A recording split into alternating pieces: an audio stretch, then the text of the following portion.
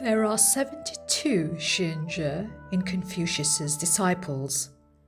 Why does Confucius pass the classic filial piety exclusively to xuanzhe? Confucius has 3,000 disciples. Among the 3,000 disciples, 72 are recognized as xuanzhe. Xuanzhe is one of the xuanzhe. Confucius says that, in the school sayings of Confucius, xuanzhe has multifaceted characters. For example, the ethics of xuanzhe do not cross the line. Their words can be used to govern the world without adverse effects. The Tao disseminated by them can transform people without putting the essence of Tao in jeopardy. Among the 13 Confucian classics, the classic of filial piety is the shortest classic. However, it stands on its own as a classic. The importance of the classic of filial piety is self-evident. Why does Confucius pass the classic of filial piety exclusively to xuanzhe? For xuanzhe attains the real enlightenment unvaryingly passed down since the remote past. Filial piety amply typifies diverse good deeds. In the Tao Te Ching, the Book of the Way, Lao Tzu depicts the process of creation. Derived from Tao, one appears. Derived from one, two. Derived from two, three.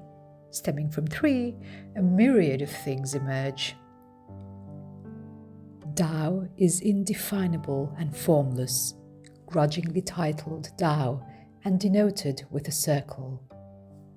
The circle is the initial unchanging state prior to the emergence of one. One signifies the changing of circle. The invariant principles are instituted in one for the deployment into every nook and cranny prior to the creation. In other words, one is a form of Tao. The invariant principles erected in one include, for example, the laws governing the universe and the innate divinity of mankind. However, being astray in countless transmigrations, the spiritual light has been revealed. The enlightenment on the way is the enlightenment on the innate divinity and the enlightenment that Tao is immanent in each individual.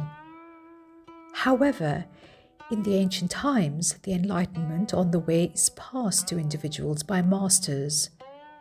Among the 72 xuanzhe, why does Confucius enlighten xuanzhe about the way?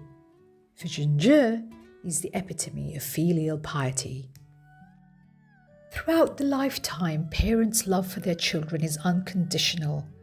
Nurturing, health, education, jobs, marriage, employment after the marriage, and even the nursing of grandchildren. To give the unconditional love with time, parents gradually become decrepit. Roots never forget their flowers. The flowers should not forget the roots that made them blossom. Filial sons demonstrate various good deeds towards their parents, such as benevolence, trustworthiness, courtesy, and self-control. This is why filial piety amply typifies diverse good deeds. The eminent Chinese emperors see filial piety as one of the essential criteria for the selection of their counselors.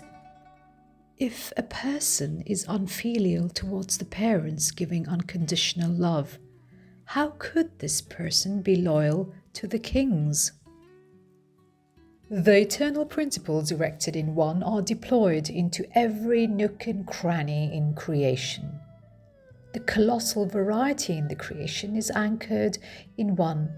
Filial piety is inherent in the advent of one. The eternal principles laid down at the emergence of one are deployed to govern the universe. The progression of the universe cannot be divorced from one. Filial piety amply typifies diverse good deeds. It is a virtue inherent in the beginning of one, in humans' innate divinity. The world is created with the innate virtue of filial piety. Parents give unconditional love to their children. Children are filial towards their parents. With this innate virtue, society is comprised of healthy families instead of broken families. The persons attaining one can penetrate myriad matters. The enlightened individuals who revive the innate divinity derived from Tao at the beginning of one can fathom numerous matters.